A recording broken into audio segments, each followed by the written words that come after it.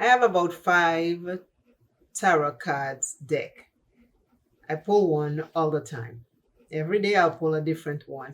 I have a playlist of some of the tarot cards that I did in the beginning of this channel. But today's card is Hope. It is number 17 and it is the black trim. It is a black trim card. Let me read you a little of what it says. This is a major arcana card. It says, this is a card that focuses on the qualities of hope, faith, healing, aspirations, success, and finally, enlightenment. The Hope card will help show you that the impossible can indeed become the possible.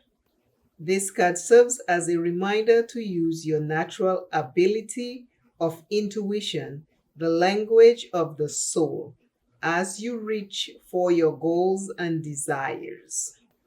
Above all, maintaining a positive attitude starting right now. This very minute will allow your soul to soar. The traditional tarot card would be the star. Traditional tarot archetype, the star.